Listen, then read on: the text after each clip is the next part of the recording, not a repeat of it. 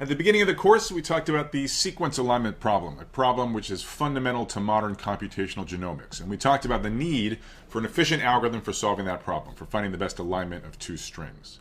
I'm pleased to report that at this point, we're well prepared to give such an algorithm. Indeed, such an efficient solution will readily fall out of the dynamic programming recipe that we now have quite a bit of practice with. So let me briefly jog your memory about the sequence alignment problem. So the goal here is to compute a similarity measure between strings, a similarity measure defined as the total penalty of the best alignment, also known as the Needleman-Wunsch score. So for example, if you're given as input the strings AGGGCT and AGGCA, a natural candidate alignment would be to stack them one on top of the other, inserting a gap in the shorter string after the two G's, that in some sense represents the missing G. This is a pretty good alignment that suffers from merely two flaws. So first of all, we did resort to adding a gap in the second string. Second of all, there is a mismatch in the final column. The A and the T get mismatched. In general, we evaluate the alignment by summing up the penalties of all of the flaws, and there's some penalty per gap, and there's some penalty per mismatch. So a bit more precisely, as input in this computational problem, we're given two strings. I'm going to call them capital X and capital Y. I'm going to use little x and little y to denote the individual characters of these strings. Let's say the first string, capital X, has length m, and the second string, y, has length n. In addition to the two input strings, we assume we're given as input the values for the various types of penalties so that we know exactly how much it costs each time we insert a gap, and for each possible mismatch, we need to know exactly what's the cost of that mismatch. In principle, you could be given a penalty for matching a letter with itself, but typically that's going to be a penalty of 0. The space of feasible solutions are just the ways of inserting gaps into the two strings so that the results have equal length. I should emphasize that you're allowed to insert gaps into both of the strings. In the example, we only inserted into one of the two strings. But in general, you might have an input where one string is 7 characters longer than the other, and it might turn out that in the optimal alignment, the best thing to do is insert 3 gaps at various places in the longer string and 10 gaps at various places into the shorter string.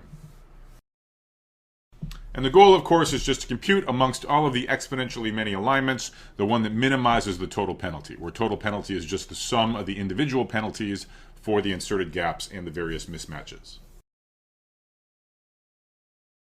So let's not be unduly intimidated by how fundamental this problem is, and let's just apply the dynamic recipe, the programming recipe that we've been using all along. Now remember, the really key insight in any dynamic programming solution is figuring out what's the right collection of subproblems. And if you're feeling like you're up to the black belt level in dynamic programming, you might just want to try to guess what are the right collection of subproblems for sequence alignment. But I don't expect you to be able to do that at this point.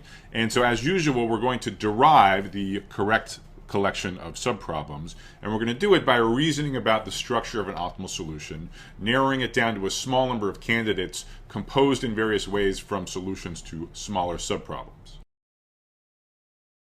Once we've figured out the small number of possibilities for what the optimal solution could look like in terms of solutions to smaller subproblems, we'll be able to derive a recurrence, which in effect just does brute force search through the small number of candidates. And from the recurrence, we'll be able to back out, we'll be able to reverse engineer what are the various subproblems that we actually care about and that we have to solve. So let's do a thought experiment. What does the optimal solution have to look like? And again, remember, this is exactly what it is that we're trying to compute, but that's not going to stop us from reasoning about it. If someone handed to us on a silver platter the optimal solution, what would it have to look like? So consider any old pair of strings, capital X and capital Y, and an optimal alignment of them. Let's visualize this optimal alignment as follows.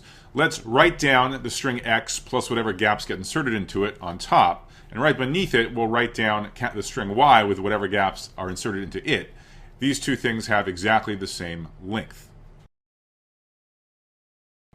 So to figure out the various cases of the structure for this optimal solution, let's reason by analogy with the problems we've already solved. So back when we were looking at independent sets of line graphs, our case analysis was, well, either the final vertex, the rightmost vertex of the path, is in the optimal solution, or it's not. In the knapsack problem, we said, well, either the last item is in the optimal solution or it's not. So we always looked at sort of the last part of the optimal solution, in some sense the rightmost position. And happily, staring at this alignment, we see we can once again focus just on the action in the rightmost in the final position. So now I have a question for you. So in the independent set problem, there were two cases. The last vertex was either in the optimal solution or it's not. In the knapsack problem, there were also two cases. The final item was either in the optimal solution or it's not. So my question for you is, in the sequence alignment problem, when we focus on what's going on in the final position of the optimal alignment, how many relevant cases do we have to study?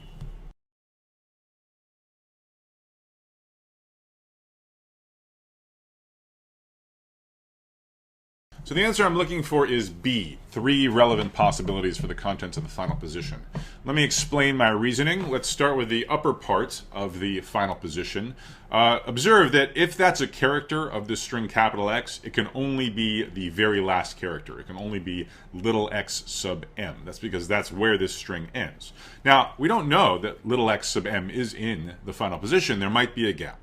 Similarly, in the bottom part of this final position, there's two possibilities. There's a gap, or if it's a character of y, it has to be the final character, little y sub n. So that would seem to suggest 4 possibilities, 2 options for the top, 2 options for the bottom. But the hint of talking about relevant possibilities is that it's totally pointless to have a gap in both the top and the bottom. Why? Well, the penalty for gaps is non-negative. So if we just deleted both of those gaps, we get an even better alignment of x and y. And in studying an optimal solution, we can therefore assume that we never have 2 gaps in a common position. So that leaves exactly 3 cases. It could be there's no gaps at all, that in fact this alignment matches the character little x sub m with little y sub n. Or it could match the final character of capital X with a gap. Or it could match the final character of capital Y with a gap. So the hope behind this case analysis is that we're going to be able to boil down the possibilities for the optimal solution to merely 3 candidates, 1 candidate for each of the 3 possibilities for the contents of the final position. That would be analogous to what we did in both the independent set and knapsack problems, where we boiled the optimal solution down to just 1 of 2 candidates, corresponding to whether either the final vertex or the final item, as the case may be, was in the optimal solution. Another way of thinking about this is we'd like to make precise the idea that if we just knew what was going on in the final position, if only a little birdie would tell us which of the 3 cases that we're in, then we'd be done by just solving some smaller subproblem recursively. So let's now state for each of the 3 possible scenarios for the final position what is the corresponding candidate for the optimal solution, the way in which it must necessarily be composed with an optimal solution to a smaller subproblem. So who are going to be the protagonists in our smaller subproblem? Well, the smaller subproblem is going to involve everything except the stuff in the final position. So it's going to involve the strings capital X and capital Y, possibly with 1 character remaining. So let's let x prime be x with its final character peeled off. Y prime is going to be y with its final character peeled off. So let me just remind you how I numbered the 3 cases. So case 1 is when the final position contains the final characters of both of the 2 strings, that is when there's no gaps. Case 2 is when little x sub m gets matched with a gap, and case 3 is when little y sub n gets matched with a gap. Alright, so suppose that case 1 holds. This means that the contents of the final position includes both of the characters little x sub m and little y sub n. So now what we're going to do is we want to look at a smaller subproblem, and we want to look at the subproblem induced by the contents of all of the rest of the positions. I'm going to call that the induced alignment. Since we started with an alignment, 2 things that had equal length, and we peeled off the final position of both, we have another thing that has equal length, so we're justified in calling it an alignment. Now, what is it an alignment of? Well, if we're in case 1, that means what's missing from the induced alignment are the final characters little x sub m and little y sub n, which means the induced alignment is a bona fide alignment of x prime and y prime. And certainly what we're hoping is true is that the induced alignment is in fact an optimal alignment of these smaller strings x prime and y prime. This would say that when we're in case 1, the optimal solution to the original problem is built up in a simple way from an optimal solution to a smaller subproblem. We're of course hoping that something analogous happens in cases 2 and 3. The only change is going to be that the protagonists of the subproblem will be a little bit different. In case 2, the thing which is missing from the induced alignment is the final character of x, so it's going to be induced alignment of x prime and y. Similarly, in case 3, the induced alignment is going to be an alignment of x and y prime. So this is an assertion, this is a claim. It's not completely obvious, though the proof isn't hard, as I'll show you on the next slide. But assuming for the moment that this assertion is true, it fulfills the hope we had earlier. It says that indeed the optimal solution can only be one of 3 candidates, one for each of the possibilities for the contents of the final position. Alternatively, it says that if only we knew which of the 3 cases we were in, we'd be done. We could recurse, or we could look up a solution to a smaller subproblem, and we could extend it in an easy way to an optimal solution for the original problem. So let's now move on to the proof of this assertion. Why is it true that an optimal solution must be built up from an optimal solution to the relevant smaller subproblem? Well, all of the cases are pretty much the same argument, so I'm just going to do case 1. The other cases are basically the same. I invite you to fill in the details.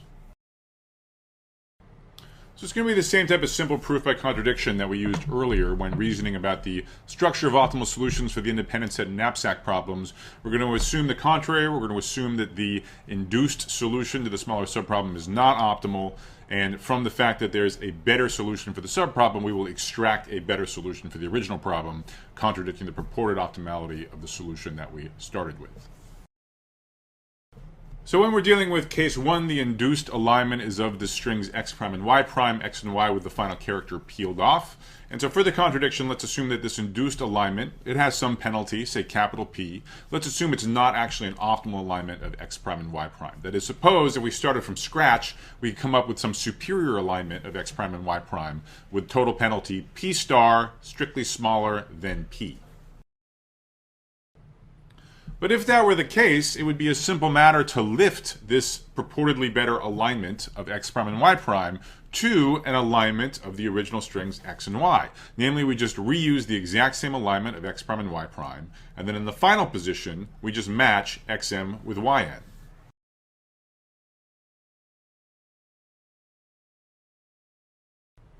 So what is the total penalty of this extended alignment of all of x and y? Well, it's just the penalty incurred in everything but the final position, and that's just the old penalty P star, plus the new penalty incurred in the final position, and that's just the penalty corresponding to the match of the characters x, m, and yn. P star being less than P, of course P star plus alpha xmyn is less than P plus alpha xmyn. But the second term is simply the total penalty incurred by our original alignment of x and y, right? That alignment incurred penalty capital P just in the induced alignment of x prime, y prime, and its total penalty was just that, plus the penalty in the final position, which is this alpha xmyn.